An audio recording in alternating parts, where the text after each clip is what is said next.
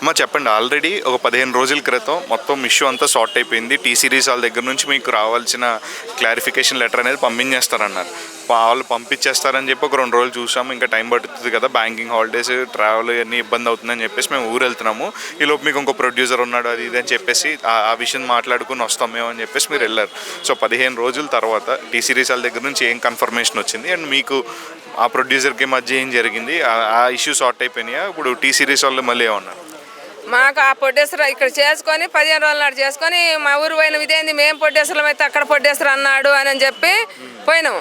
పోయి ఏందయ్యా నువ్వు పొడ్డేసరం అని మేము ఇక్కడి నుంచి బాగాలోనే అక్కడికి వెళ్ళిపోయాం. పోయి ఏందయ్యా నువ్వు పొడ్డేసరం అని మీడియాల ముందు చెప్పావు కదా, నువ్వు మరి పొడ్డేసరం అన్నప్పుడు ఇప్పుడు ఈరోజు రా వచ్చినాం మేమని చెప్పిపోతే మేము 7 గంటలకు పోయి కూర్చుంటే రాత్రి 6 గంటలకు వచ్చాడు. వచ్చి అందరు పెద్ద మనుషులు తీసుకొని వచ్చి మాట్లాడిండు. ఏందమ్మా మేము నువ్వు పొడ్డేసరి అనలేదు అన్నాడు. పొడ్డేసరి అనకపోతే నువ్వు నేను మాట్లాడుకుంది కాదు, మీడియా ముందు చెప్పావు, దేశం అంతా పోయింది. నువ్వు కూడా మళ్ళీ వచ్చి మీడియా ముందే మాట్లాడి నేను పొడ్డేసరిని కాదని చెబుదురా అన్నాం. లేదు నేను పొడ్డేసరిని, మళ్ళీ వచ్చి నాకు మరుసనాడు కూడా వచ్చి నేను పొడ్డేసరి నేను అన్నాడు. పొడ్డేసరి అన్నావు కాబట్టి ఇప్పుడు మీడియా వాళ్ళని పిలిచి మాట్లాడాలి అన్నాం. అంటే మళ్ళీ అందరు పెద్ద మనుషులు అందరూ కూర్చుకొని మాట్లాడి కూర్చొని మాట్లాడితే అప్పుడేమన్నాడు, నేను పొడ్డేసరిని కాదు నేను డబ్బులే ఇచ్చినాను, డబ్బులోనే నా డబ్బులు అన్నాడు. సరే నీ డబ్బులు అడిగా కాబట్టి మరి ఇది ఎందుకు పెట్టినావు, నువ్వు మీడియా ముందు నేను కాదని చెబుతూ రమ్మంటే నేను చెప్పనని పక్క తొలిపోయింది. ఇంకా అక్కడికి వదిలిపోయింది. అది అవధించుకొని ఇంక ఇక్కడికి వచ్చాం. మేము మరుసనాడు రావాలనుకునే వరకు వాళ్ళు ఏం చేస్తారు, మాకు అక్కడి నుంచి బొంబాయి నుంచి మళ్ళీ మా ఇంటికి నోటీస్ పంపించారు. నోటీస్ పంపించి ఏం పెట్టిండ్రు వాళ్ళు, అమ్మ ఈ నోటీసులో మీరు చిలమ చేసుకోవచ్చు, చేసుకొని ఈ లాంగ్లో 1, 2 చేసుకోండి, పాటలు అమ్మొద్దు, మరి ఇదేది ఓటీడు అమ్మొద్దు, ఏది ఏం అమ్మొద్దు, సైలెంట్గా ఒక పోస్టులు వేయద్దు, ఒక పాట కానీ ఏది రిలీజ్ చేయకుండా ఒక కాల్లో వేసుకొని సైలెంట్గా ఉండండి, ఏం కాదు మాకు సంతకం పెట్టమన్నారు. మేము ఏ లెక్క పెట్టాలి ఆయనకు సంతకము, దేనికి పెట్టాలి? మాకు సిరిట్ ఈజ్ నాట్ వన్ మా సిలమ, వాళ్ళది సిరిట్ అనరు.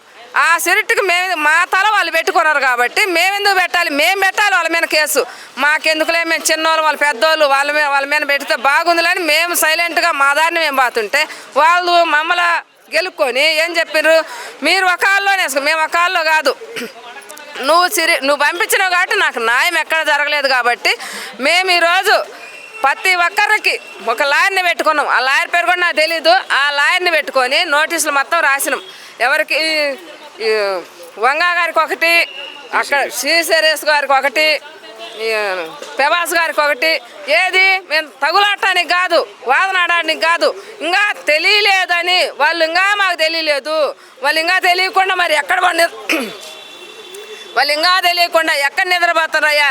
దేశము లోకము పలాని పొడ్డేసర్లు, పలాని రైతులు, పలాని ఇదని చెప్పి దేశమంతా లోకమంతా మన రాష్ట్రం కాకుండా ఇతర రాష్ట్రాలు కూడా వెళ్ళిపోయినప్పుడు వాళ్ళకి ఎందుకు తెలియదు? హైదరాబాద్లో ఉన్నారా ఎక్కడన్నా ఉన్నారా జాంకొని వాళ్ళు, మరి వీళ్ళదేముందిలే, వీళ్ళు ఒక పిట్టలు అంటే ఊపితే వెళ్ళిపోతారన్న ధీమాతోటి మమ్మల్ని ఏమైనా అర్పిస్తున్నారు. కాబట్టి మేము నోటీసులు మొత్తానికి పంపిస్తున్నాం, సంచార వాళ్ళకి పంపిస్తున్నాం, ఛాంబర్ వాళ్ళకి పంపిస్తున్నాం.